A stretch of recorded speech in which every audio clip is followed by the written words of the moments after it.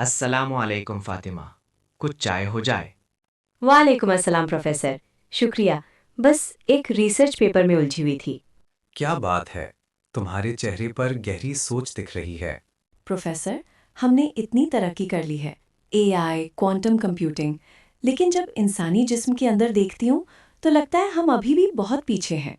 हाँ, ये हकीकत है। किस चीज़ ने तुम्हें इतना मुतासिर किया? Endocrine system professor, hormones. हम इन्हें सिर्फ केमिकल मैसेंजर्स कहते हैं, लेकिन इनकी पेचीदगी, इट्स माइंड बॉगलिंग। हॉर्मोन्स, जिस्म का वो साइलेंट ऑर्केस्ट्रा जो हमारी हर हरकत, हर एहसास को कंट्रोल करता है। क्या तुम इसकी गहराई समझ पा रही हो? मतलब मैं नंबर्स और मैकेनिज्म समझ सकती हूँ प्रोफेसर, लेकिन ये साइलेंट ऑर्केस्ट्रा का कॉन्सेप्ट, क्या ये सिर्फ एक खूबसूरत तस्वीर है या इसमें कुछ और भी है? चलो आज इस तस्वीर को थोड़ा और करीब से देखते हैं। तुम्हें क्या लगता है हमारे जिस्म में कितने हॉर्मोन्स हैं जो हर वक्त काम कर रहे हैं? वेल, टेक्निकली 50 से 100 के बीच मेजर हॉर्मोन्स हैं, लेकिन उनके वेरिएंट्स और न्यूरोपेप्टाइड्स मिलाकर शायद कुछ सौ तक। सही कहा। और हर एक की अपनी एक खास जिम्मेदारी है। जैसे तुम्हारे दिमाग में एक छोटा सा पिट्यूटरी ग्लैंड है, सिर्फ 0.5 ग्राम का, एक मटर के दाने जितना। लेकिन ये 8 एसेंशियल हॉर्मोन्स बनाता है जो हमारे ग्रोथ, मेटाबॉलिज्म और रिप्रोडक्शन को कंट्रोल करते हैं। सिर्फ 0.5 ग्राम, इतना छोटा और इतना क्रूशियल। बिल्कुल। और ये हॉर्मोन्स खून में कितनी मिकदार में पाए जाते हैं, इसका अंदाज़ा है तुम्हें? अक्सर पीकोमोलर यानी 10 raise to the power -12 molar से नैनोमोलर यानी 10 raise to the power -9 molar range में होते हैं, यानी समंदर में एक कतरा रंग की तरह। इतनी कम कंसंट्रेशन, फिर भी इतना गहरा असर। यही तो कमाल है। तुम्हारा थायराइड ग्लैंड रोजाना सिर्फ 90 माइक्रोग्राम्स थायराइड हार्मोन रिलीज करता है, जो तुम्हारे पूरे मेटाबॉलिज्म को रेगुलेट करता है। एक चम्मच नमक के 1000वें हिस्से से भी कम। सुभान अल्लाह, ये तो सोच से भी ज्यादा डेलिकेट सिस्टम है। यही तो शुरुआत है फातिमा। ये सिर्फ केमिकल्स नहीं, ये जिस्म का अपना एक वायरलेस कम्युनिकेशन नेटवर्क है जो हर सेल तक पैगाम पहुंचाता है। वायरलेस कम्युनिकेशन, आपका क्या मतलब है? हॉर्मोन्स खून में घुलकर सफ़र करते हैं, जैसे वायरलेस सिग्नल्स हवा में। और हर सेल के सरफेस पर ख़ास रिसेप्टर्स होते हैं जो उन सिग्नल्स को पहचान कर उनका जवाब देते हैं। जैसे रेडियो एंटेना सिर्फ स्पेसिफिक फ्रीक्वेंसीज कैच करता है। तो ये एक लॉक इन की मैकेनिज्म की तरह है, जहां सिर्फ सही की हार्मोन सही लॉक रिसेप्टर को खोल सकता है। बिल्कुल। और इस स्पेसिफिसिटी की वजह से हमारे ट्रिलियन सेल्स में से हर सेल को पता होता है कि उसे क्या करना है, कब करना है। ये कोई रैंडम एक्शन नहीं है। ये तो सच में हैरत अंगेज है। सुभान अल्लाह। यही तो पहला कदम है इल्म से ईमान की तरफ फातिमा। जब तुम क्रिएशन की गहराई में जाओ तो उसके खालिक की अजमत का एहसास होता है। प्रोफेसर, अगर ये इतना स्पेसिफिक है तो इसकी रेगुलेशन कैसे होती है? अगर हार्मोन्स कम या ज्यादा हो जाएं तो क्या होगा? बहुत अच्छा सवाल है। यहाँ आता है इंजीनियरिंग का एक अजीम उसूल, नेगेटिव फीडबैक लूप्स। जब कोई हार्मोन अपनी टारगेट वैल्यू से ज़्यादा हो जाता है तो उसकी प्रोडक्शन कम हो जाती है, और जब कम होता है तो प्रोडक्शन बढ़ जाती है, बिल्कुल थर्मोस्टैट की तरह। तो एक एडवांस्ड पीआईडी कंट्रोलर की तरह? उससे भी कहीं ज्यादा एडवांस्ड। हमारे जिस्म में ऐसे hundreds of intertwined feedback loops काम कर रहे हैं। इंसुलिन और ग्लूकागॉन का सिस्टम देख लो। जब ब्लड शुगर बढ़ता है, पैंक्रियास इंसुलिन रिलीज करता है, जब कम होता है ग्लूकागॉन। ये बैलेंस इतना परफेक्ट है कि हमारी body 70 to 100 milligram per decilitre blood glucose level को कॉन्स्टेंटली मेंटेन करती है। ये तो इनक्रेडिबल है। और ये सब सेल्स के अंदर कैसे होता है? हार्मोन रिसेप्टर से बाइंड हो गया, फिर? यहाँ आता है 1971 का Nobel prize. Earl Sutherland junior ने सेकेंड मैसेंजर सिस्टम डिस्कवर किया। जब हार्मोन यानी फर्स्ट मैसेंजर रिसेप्टर से बाइंड होता है तो सेल के अंदर एक नया केमिकल सिग्नल जैसे CAMP एक्टिवेट होता है, जो फिर सेल के अंदर मजीद रिएक्शंस ट्रिगर करता है। ये सेल के अंदर का अपना एक कम्युनिकेशन नेटवर्क है। तो ये सिर्फ एक सिग्नल नहीं, पूरी कैस्केड है। बिल्कुल। और इस सिस्टम की एफिशिएंसी देखो। एक सिंगल हार्मोन मॉलिक्यूल रिसेप्टर से बाइंड होकर हजारों इंटरनल रिएक्शंस को एक्टिवेट कर सकता है। इसे कहते हैं सिग्नल एम्प्लीफिकेशन। हमारी ह्यूमन टेक्नोलॉजी में सबसे करीब क्या है इसके? हमने IoT नेटवर्क्स बनाए हैं, smart homes, industrial control systems, लेकिन उनका मुकाबला इससे नहीं। चलो कंपेयर करते हैं। हमारे IoT नेटवर्क में millions of discrete sensors, wires और माइक्रोचिप्स होते हैं। एंडोक्राइन सिस्टम में बिलियंस ऑफ सेल्स हैं। हर सेल खुद में एक सेंसर, प्रोसेसर और एक्चुएटर है। Superiority factor billions versus millions. सही बात है। हमारे सिस्टम्स को एक्सटर्नल पावर, कूलिंग की ज़रूरत होती है। एंडोक्राइन सिस्टम हमारे बॉडी टेम्परेचर पर काम करता है, एक्सट्रीमली एनर्जी एफिशिएंट है, मिनिमल हीट जनरेट करता है। Superiority factor self powered, zero waste heat. ये तो हम अभी तक अचीव नहीं कर गए। हमारे गैजेट्स कुछ साल चलते हैं फिर खराब। एंडोक्राइन सिस्टम डेकेड्स तक कंटिन्यूअसली ऑपरेट करता है। सेल्स रीजनरेट होते हैं, प्रोटीन्स रिपेयर होते हैं। Superiority factor decades of operation, continuous self repair. हम तो रिपेयर के लिए फैक्ट्रीज पर डिपेंड करते हैं।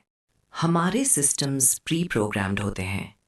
Endocrine system stress, diet, environment, growth stages के हिसाब से कंटिन्यूसली अडेप्ट और फाइन ट्यून होता है।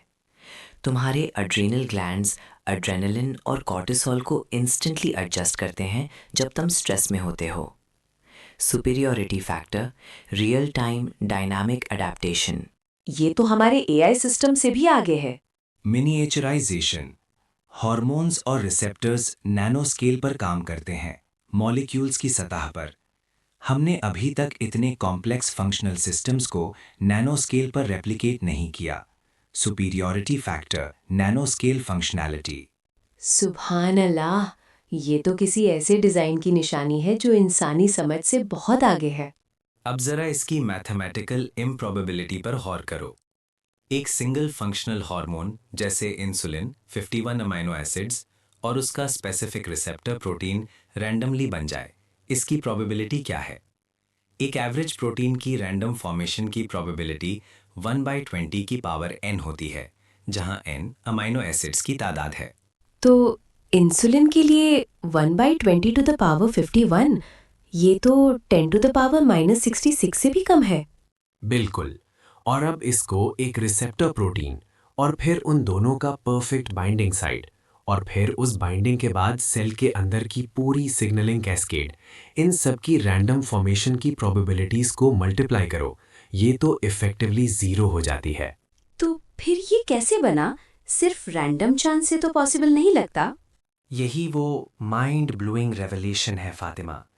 जब तुम नंबर्स और सिस्टम्स की गहराई में जाओ तो चांस का जवाब कमज़ोर पड़ जाता है।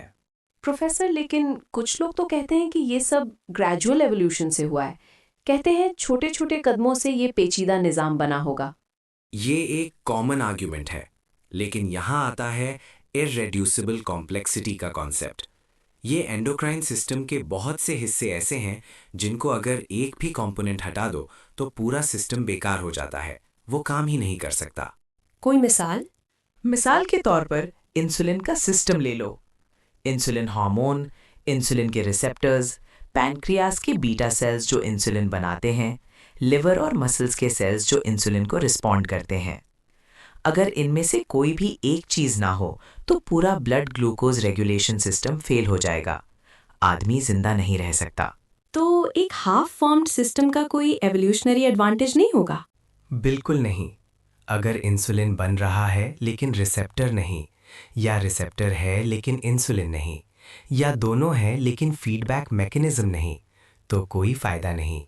ये सब एक साथ फंक्शनल हालत में मौजूद होने चाहिए। ग्रेजुअल एवोल्यूशन का मॉडल यहाँ कमज़ोर पड़ जाता है। तो ये सिस्टम ऑल और नथिंग है, या तो पूरा काम करता है या बिल्कुल नहीं। प्रिसीज। और यही तो स्पेसिफाइड कॉम्प्लेक्सिटी है। ये सिर्फ पेचीदा नहीं बल्कि एक ख़ास मकसद के लिए डिज़ाइन किया गया है। इसकी हर पेचीदगी का एक फंक्शन है, एक मकसद है। लेकिन रैंडम म्यूटेशंस और नेचुरल सिलेक्शन को तो बहुत टाइम मिलता है। क्या पता मिलियन सालों में ये बन गया हो। टाइम कितना भी हो फातिमा, अगर प्रोबेबिलिटी इफेक्टिवली ज़ीरो हो तो वो ज़ीरो ही रहती है। इमेजिन करो कि तुम्हारे पास 1 बिलियन बिलियन बिलियन साल हैं और तुम्हें एक लॉटरी जीतनी है जिसके chances 1 in 10 raised to the power 100 हैं। क्या तुम जीतोगी? नहीं प्रोफेसर, ये तो इम्पॉसिबल है। तो फिर एक फंक्शनल प्रोटीन और उससे भी ज़्यादा एक फंक्शनल सिस्टम जिसमें हज़ारों फंक्शनल प्रोटीन्स और उनके इंटरैक्शंस इन्वॉल्व हों, वो रैंडम म्यूटेशन से कैसे बन सकता है? ये सिर्फ ब्लाइंड चांस नहीं है, ये फाइन ट्यूनिंग है जहाँ हर चीज़ परफेक्ट बैलेंस में है। ये बात तो समझ में आती है, नंबर्स झूठ नहीं बोलते। और फिर एक और आर्ग्यूमेंट आता है कि वेस्टिजियल ऑर्गन्स या इम्परफेक्शंस एवोल्यूशन को सपोर्ट करते हैं। कहते हैं डिज़ाइन परफेक्ट नहीं है। हाँ, जैसे अपेंडिक्स या विजडम टीथ। लेकिन साइंस ने अक्सर इन वेस्टिजियल ऑर्गन्स के नए फंक्शंस डिस्कवर किए हैं। अपेंडिक्स का रोल इम्यूनिटी में और हमारे एंडोक्राइन सिस्टम में कोई वेस्टिजियल ग्लैंड नहीं है जो बेकार हो। हर ग्लैंड, हर हार्मोन का एक वाइटल रोल है। और जहाँ तक इम्परफेक्शंस की बात है, ये अक्सर हमारी अपनी समझ की कमी होती है। आपका क्या मतलब है? कभी कभी जो हमें फ्लॉ लगता है वो असल में एक ट्रेड ऑफ होता है जो पूरे सिस्टम की ऑप्टिमल परफॉर्मेंस के लिए ज़रूरी है, या फिर ये बायोलॉजिकल कंस्ट्रेंट्स के अंदर बेस्ट पॉसिबल सॉल्यूशन होता है। एक डिज़ाइनर की हिकमत को हम अपनी लिमिटेड अंडरस्टैंडिंग से जज नहीं कर सकते। तो ये सिर्फ साइंटिफिक एविडेंस नहीं, बल्कि लॉजिकल और मैथमेटिकल रीजनिंग भी इस बात की तरफ इशारा कर रहा है कि ये सिस्टम डिज़ाइन किया गया है। बिल्कुल। और वो डिज़ाइन इतना इंट्रिकेट और पर्पसफुल है कि वो सिर्फ एक अजीम खालिक की कुदरत और हिकमत की निशानी हो सकता है। ये तो सच में हैरत में डाल देता है। सुभान अल्लाह। प्रोफेसर, जब हम मॉडर्न साइंस की ये गहरी बातें करते हैं तो कुरान में इस बारे में क्या है? क्या 1400 साल पहले भी इस तरह की चीज़ों का जिक्र था? बेशक फातिमा, कुरान सिर्फ इबादत की किताब नहीं, ये आयात यानी निशानियों की किताब है। अल्लाह ताला बार बार इंसान को अपनी ज़ात में और कायनात में गौर करने की दावत देता है। अल्लाह ताला फरमाते हैं सूरह अज़ारियात में आयत 20-21, वफ़िल अर्दे आयातुन लिल मुक़िनीन वफ़ी अनफुसिकुम अफ़ला तुबसिरून। और ज़मीन में निशानियां हैं यकीन करने वालों के लिए, और तुम्हारी अपनी ज़ात में भी निशानियां हैं, तो क्या तुम देखते नहीं हो? और तुम्हारी अपनी ज़ात में भी, ये तो सीधा एंडोक्राइन सिस्टम जैसी चीज़ों की तरफ इशारा करता है। बिल्कुल। तुम्हारा जिस्म, तुम्हारे अंदर के निज़ाम, ये सब अल्लाह की कुदरत और हिकमत की निशानियां हैं। और सूरह सजदा आयत 7 में है अल्लज़ी अहसन कुल्ल शैइन खलक़हू, जिसने हर चीज़ को जो बनाया खूबसूरती से बनाया। यहाँ आसना का मतलब सिर्फ खूबसूरत नहीं बल्कि perfectly made best possible way भी है। एंडोक्राइन सिस्टम की फाइन ट्यूनिंग इस आसना की मिसाल है। हर चीज को ऐसन तरीके से बनाया। Yes, it make sense. और सूरह अत्तीन आयत 4, लक़द खलक़ना अल इंसाना फ़ी अहसनी तक़वीम, बेशक हमने इंसान को बेहतरीन साख्त पर पैदा किया। ये सिर्फ ज़ाहिरी शक्ल की बात नहीं बल्कि हमारे अंदर के हर निज़ाम, हर सिस्टम की परफेक्शन की बात है। ये तो 1400 साल पहले ही इस स्पेसिफाइड कॉम्प्लेक्सिटी और फाइन ट्यूनिंग की बात हो चुकी थी। और हदीस में भी आता है, जैसे प्रॉफिट मोहम्मद सल्लल्लाहु अलैहि वसल्लम ने फरमाया, इन्ना ले जसदिका अलैका हक़्क़ा, बेशक तुम्हारे जिस्म का तुम पर हक है। ये इस बात की दलील है कि हमारा जिस्म अल्लाह की अमानत है और इसकी देखभाल करना हमारी जिम्मेदारी है। जब हम इसकी कॉम्प्लेक्सिटी को समझते हैं तो इस हक का एहसास और गहरा हो जाता है। तो ये सिर्फ साइंस नहीं, ये इबादा भी है। हाँ, और हार्मोन लफ्ज ग्रीक हॉर्माओ से है, मतलब to set in motion, to urge on. अरबी में हम इसे अमर या हुक्म से जोड़ सकते हैं। ये अल्लाह के अमर हैं, उसके हुक्म हैं जो हमारे जिस्म में जारी हैं।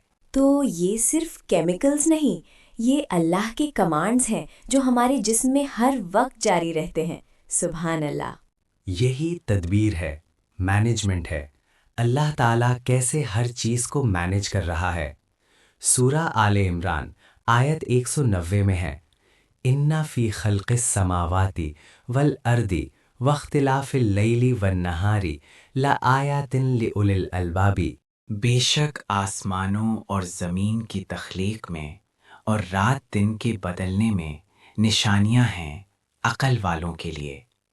जब हम अपने अंदर की दुनिया को देखते हैं तो ये निशानियां और भी वाज़ेह हो जाती हैं। प्रोफेसर, ये तो मेरी साइंटिफिक क्यूरियोसिटी को स्पिरिचुअल ऑ में बदल रहा है। ये नॉलेज सिर्फ फैक्ट्स नहीं, ये ईमान की गहराई है। और यही मकसद है फातिमा, इल्म का सफ़र ईमान तक पहुँचे और वहाँ से एहसान तक। मैं पहले सिर्फ नंबर्स और मैकेनिज्म्स देखती थी, अब मुझे उनमें अल्लाह की कुदरत, हिकमत और उसकी वहदानियत नज़र आती है। हर हार्मोन, हर रिसेप्टर, हर फीडबैक लूप उसकी अजमत की गवाही दे रहा है। यही तौहीद है कि इतना कॉम्प्लेक्स, इतना इंटीग्रेटेड, इतना फ्लॉलेस सिस्टम सिर्फ एक खालिक का काम हो सकता है। कोई शरीक नहीं, कोई कमज़ोरी नहीं, पूरा जिस्म एक ही हुक्म पर चलता है। अगर हमारा जिस्म इतना मकसद परस्त और नाजुक डिज़ाइन किया गया है, तो हमारी ज़िंदगी का भी कोई मकसद होगा। हम सिर्फ चांस का नतीजा नहीं हो सकते। बिल्कुल, हमारा वजूद, हमारी अक्ल, हमारी एहसास, ये सब एक मकसद के लिए है, और वो मकसद है अपने खालिक को पहचानना, उसकी इबादत करना और उसकी ज़मीन पर उसके खलीफा बनकर इंसाफ और हिकमत से काम करना। तो एंडोक्रिन सिस्टम को समझना सिर्फ बायोलॉजी नहीं, ये हमारी अकाउंटेबिलिटी और पर्पस को भी याद दिलाता है। हाँ, जब हम इन आयात पर गौर करते हैं तो हमारा दिल अल्लाह के शुक्र से भर जाता है, और ये शुक्र हमें एहसान की तरफ ले जाता है। अपनी इबादत में, अपने काम में, अपने अखलाक में बेहतरीन बनने की कोशिश। मैं अब अपने रिसर्च को एक नए नज़रिए से देखूंगी। हर डिस्कवरी में अल्लाह की निशानियां तलाश करूंगी। यही एक मोमिन साइंटिस्ट का सफ़र है फातिमा। तुम्हारी ये क्यूरियोसिटी तुम्हें अल्लाह के और करीब करेगी। हर नया इल्म तुम्हें ईमान की एक नई मंजिल तक पहुंचाएगा। जज़ाकल्लाह खैर प्रोफेसर, आज आपने मेरी आंखें खोल दी। ये सिर्फ हार्मोन्स नहीं है, ये अल्लाह की कुदरत के करिश्मे हैं। याद रखना फातिमा कि जब तुम अपने अंदर देखती हो तो तुम्हें अल्लाह की अज़मत नज़र आती है, और जब तुम अल्लाह की अज़मत को पहचान लेती हो तो तुम्हारी ज़िंदगी का मकसद वाज़ेह हो जाता है। तो हर बार जब तुम अपने जिस्म में होने वाली हर हरकत को महसूस करो, अपने दिल की धड़कन, अपने सांस, अपने एहसास, तो याद रखना कि ये सब उस अजीम खालिक के अम्र हैं जो हर लम्हा तुम्हारे अंदर जारी हैं। इस पर गौर करना ही सबसे बड़ी इबादत है। सुभान अल्लाह, अल्लाहु अकबर।